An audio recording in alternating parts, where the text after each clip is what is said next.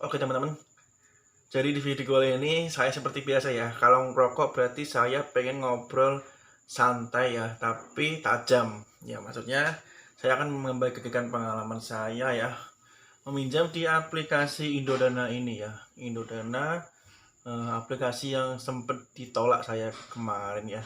Beberapa bulan yang lalu sempat ditolak, terus akhirnya di ACC juga.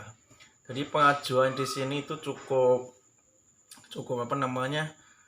Cukup agak sedikit ribet ya teman-teman ya, karena syaratnya cukup, kalau menurut saya cukup lumayan ya, lumayan agak bisa dibilang berat lah ya, karena gajinya satu, yang pertama gajinya kalian harus di atas UMR ya, gajinya di atas UMR minimal 3.500.000 ya, 3.500.000. Kemudian usia kalian 20 dan kalian harus tinggal di Jabodetabek, Sumatera, Kalimantan, dan Sulawesi, dan Bali. Untuk Papua belum bisa ini ya. Kemudian saya itu kemarin itu mengajukan limit ya, limit 10 juta. Saya itu seneng banget sebenarnya ketika mendapatkan limit 10 juta ya. Jarang-jarang ya teman-teman ya, aplikasi pinjaman online yang langsung ngasih limit gede ya ketika kita baru daftar ya. Nah, saya coba ajukan ya, jangka waktunya itu 9 bulan ya, dan ternyata saya di PHP-in ya sama Indodana ini ya, yang semula dimanis-manisin 10 juta dan ternyata yang cair itu cuma 2 juta. Itu rasanya nyesek banget ya teman-teman, nyesek banget ya. Gue nggak tahu kenapa itu tiba-tiba diturunin limitnya ya, yang semisal jadi 10 juta jadi 2 juta ya yang cair ke rekening. Tapi yang saya salut di sini itu dia pinjamannya tidak dipotong ya teman-teman, tidak dipotong di awal. Ketika kalian meminjam 2 juta, kalian itu dapatnya ya 2 juta ya. Jadi biaya layanan dan bunga dibebankan pada saat membayar angsuran ya. Ini termasuk pinjaman kategori sedang ya, bunganya ya teman-teman ya, hanya 200.000 ya per bulan kalau hitung-hitungannya ya teman-teman ya. Kan 3 bulan kan saya minjemnya. Jadi yang cair ke rekening itu tenornya ya 3 bulan, pinjaman 2 juta. Jadi totalnya ketika mengembalikan 2.700.000. Dan ketika kalian mengajukan pinjaman ini, jika ACC ya teman-teman ya, kalian akan mendapatkan email ya. Emailnya itu seperti ini ya, itu tandanya pinjaman kalian itu di ACC ya. Jadi ini diverifikasi dulu ya teman-teman ya. Terus untuk pencairannya ini harus rekening ya, harus punya nomor rekening ya, tidak bisa dicairkan lewat GoPay atau Shopee ya. Tapi kalau untuk membayarnya bisa. Nah sekarang saya akan cerita proses penagihannya ya. Proses penagihannya kalau menurut saya ini softly ya, softly, lumayan apa namanya, lemah lembut. Itu cewek ya teman-teman ya, cewek, customer service ya, orang ini ya teman-teman ya, bukan robot yang telepon, itu orang. Ketika pembayaran itu kurang 4 hari ya, 4 hari jatuh tempo ya, H-4 ya, kalian itu ditelepon ya. Tapi teleponnya ini kalau menurut gue pribadi sih lumayan sopan ya, lumayan sopan.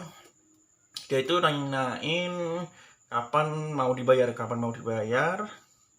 kemudian apa, bayarnya lewat apa ya, apakah mobile banking atau Indomaret, Alfamart ya, atau e-wallet ya. Itu juga bisa, kalian juga bisa bayar lewat apa namanya itu, Shopee atau GoPay ya, kalian bisa membayar lewat itu.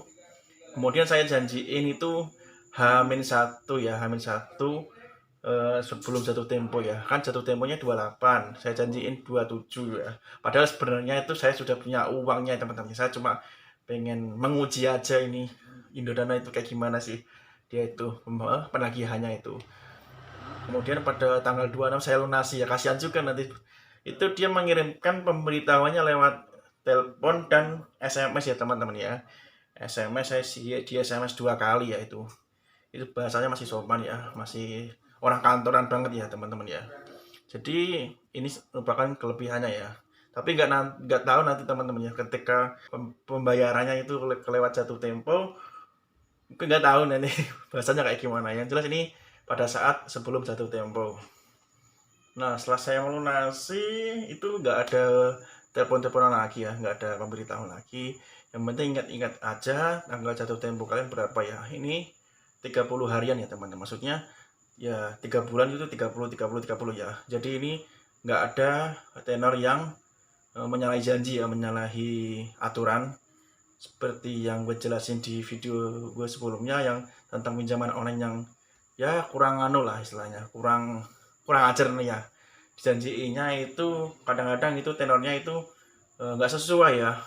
Kadang ya itu saya enaknya sendiri ya, sebulan ternyata jadi 15 kayak gitulah ya contohnya ya. Tapi ini enggak real ya teman-teman, dia itu 30 harian ya, jadi sebulan nyicilnya. Jadi gue pastiin ini aman nyaman lah, enak lah teman-teman. Kalau menurut gue pribadi ini termasuk eh, kalau bisa dibilang kasih nilai itu 8 ya, 8. Yang satu gue gak suka itu dia nge-PHP-in ya, nge-PHP-in ya, yang janjiin limit 10 juta ternyata malah dikasih 2 juta yang cair kering ya. Dan saya sudah jelasin ketika ditagih ya tentang masalah perihal ini ya, masalah tiba-tiba yang cair kok segini ya, itu sudah saya tanyakan ya, baru dicek katanya. Nah ya Pak, nanti saya cek lagi tentang masalah itu. Nggak tahu ya teman-teman ya. Pinjaman ini sudah OJK ya, sudah OJK. Terus kalau kalian ada masalah apa-apa ya, ini ada kontak apa namanya, kontak servisnya ya, customer service, nomor teleponnya dan emailnya di sini kalau ada masalah apa-apa ya.